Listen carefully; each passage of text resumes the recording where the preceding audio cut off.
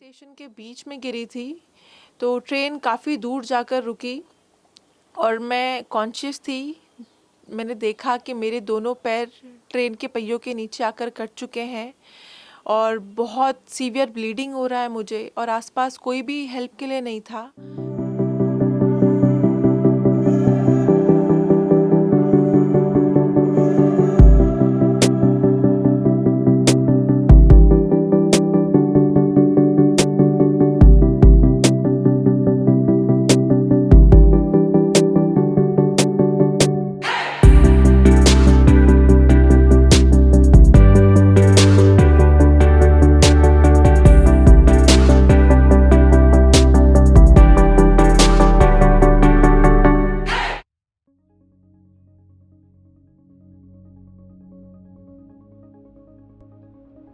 13 वर्षांपूर्वी लोकलमधून पडल्यानं जोगेश्वरीमध्ये राहणाऱ्या रोशन शेखचं आयुष्यच पालटलं। डॉक्टर होण्याचं स्वप्न उराशी बाळगणाऱ्या रोशनचं आयुष्यच परावलंबी होईल असं वाटू लागलं।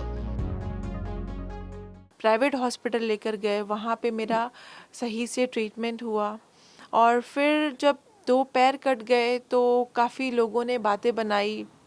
लोगों का परसेप्शन था कि I was 16 years old that time, तो 16 साल की उम्र में बच्ची के दोनों पैर चले गए हैं, माँ बाप के ऊपर बोझ रहेगी, खुद से कुछ भी नहीं कर सकती, बिकॉज़ उस वक्त मैं खुद से करवट भी नहीं ले सकती थी बेड पर। तो वो बहुत हार्ड टाइम था मेरे लिए, मेरी फैमिली के लिए, बिकॉज़ मेरे जो अब्बू हैं वो वेजिटेबल वेंडर हैं और हमारे जो फैमिली है वो बिलो पॉवर्टी लाइन में इंक्लूड होती है। तो हमारे पास बेसिक नीड्स के लिए भी पैसे नहीं होते थे उस वक्त। मात्र रोशननं जिद्द सोडली नाही।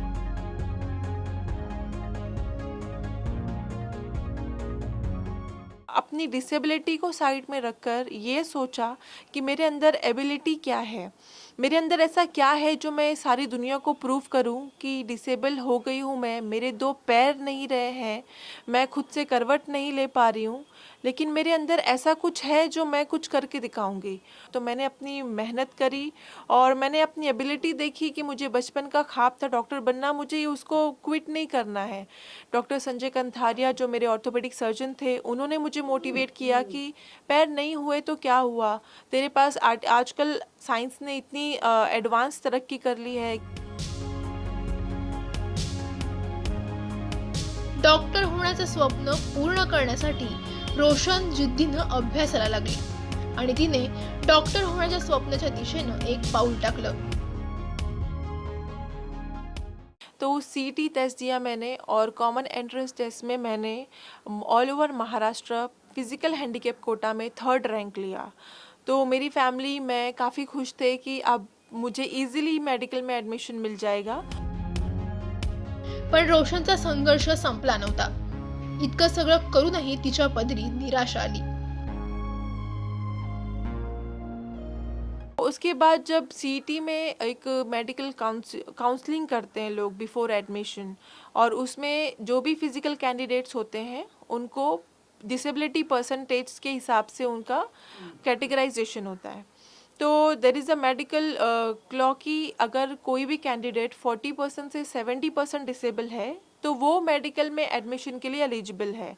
अगर मोर देन 70% डिसेबिलिटी है आपके पास तो आप मेडिकल में एडमिशन के लिए एलिजिबल नहीं हो। और उस क्राइटेरिया में जब मेरा एग्जामिनेशन हुआ फिज़िकल और डॉक्टर्स के पैनल ने मुझे 89% डिसेबल बोला कि मैं 89% डिसेबल हूँ। पण इच्छा असली की मार्ग सापडतोच, यावर विश्वास ठेवत रोशननं मुंबई उच्च न्यायालयाचं दार ठोठावलं। हाईकोर्ट गई, वहाँ मुझे VP Patil sir, advocate sir मिले, उन्होंने मेरा केस देखा, उन्होंने मुझे और मोटिवेट किया कि मैं तेरा केस लड़ूंगा, because it is a unique case. और बॉम्बे हाई कोर्ट में एज अ फर्स्ट केस आया था कि 89% डिसेबल कैंडिडेट मेडिकल में एडमिशन के लिए बॉम्बे हाई कोर्ट तक आई है। तो मेरा केस तकरीबन 2-3 महीने तक चला आणि उच्च न्यायालयानं रोशनच्या बाजूने निर्णय दिला।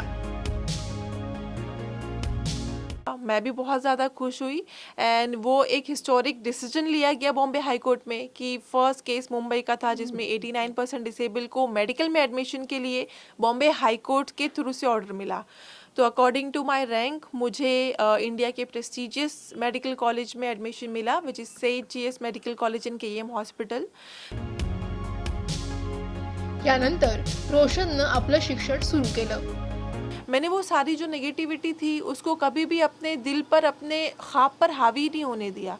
मैंने बस ये सोचा कि बस मुझे करना है, और मैंने अल्हम्दुलिल्लाह से फर्स्ट ईयर सेकेंड ईयर में फर्स्ट क्लास से पास किया, सेकेंड ईयर में डिस्टिंक्शन लिया मैंने, और 2016 में जब मेरा फाइनल एमबीबीएस क्लियर किया मैंने फर्स्ट क्लास से क्लियर किया।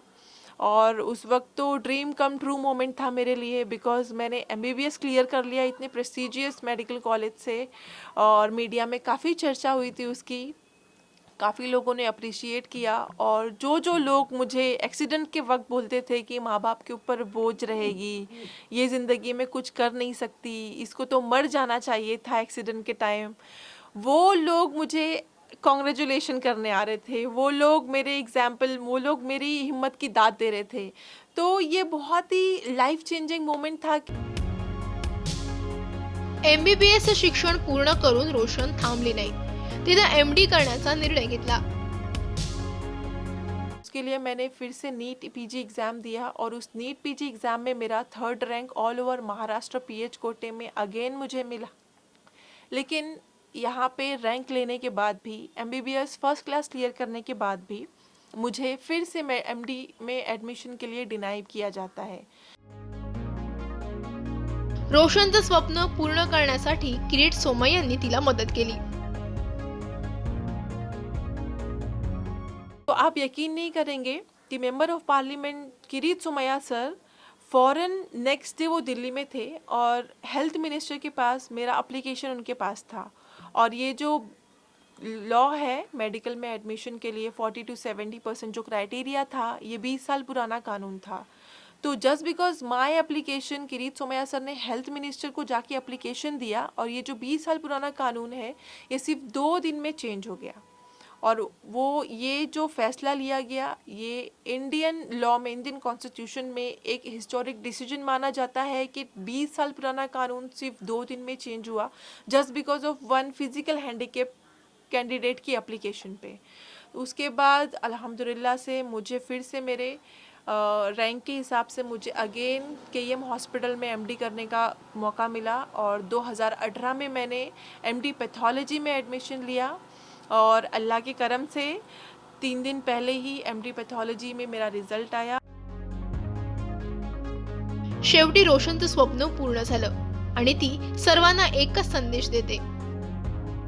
मैंने अपना ख्वाब बताया लोगों को कि मुझे एमबीबीएस करना है, मुझे एमडी करना है, तो लोग मेरी हेल्प के लिए आए। ऐसे ही लोग मेरी हेल्प के लिए नहीं आए। तो आपकी लाइफ में अगर प्रॉब्लम है तो उसका सॉल्यूशन है, डेफिनेटली है। मेरा लाइफ एक्सपीरियंस बोल रहा है कि सॉल्यूशन, प्रॉब्लम के साथ साथ सॉल्यूशन भी हमारे आसपास होता है, जस्ट हमें उसे ढूंढने की ज़रूरत होती है। मैं एज अ मोटिवेशनल स्पीकर होंगी लोगों के सामने।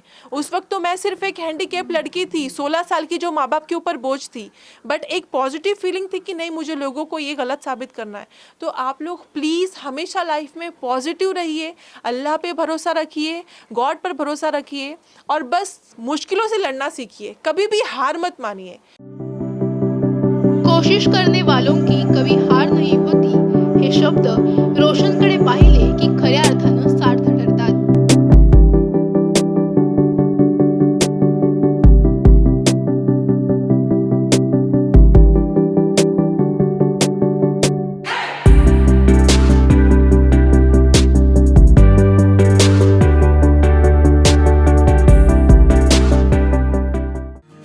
महाराष्ट्र टाइम्सचं यूट्यूब चॅनल सबस्क्राईब करा आणि लेटेस्ट अपडेटसाठी बेल आयकॉनवर क्लिक करा।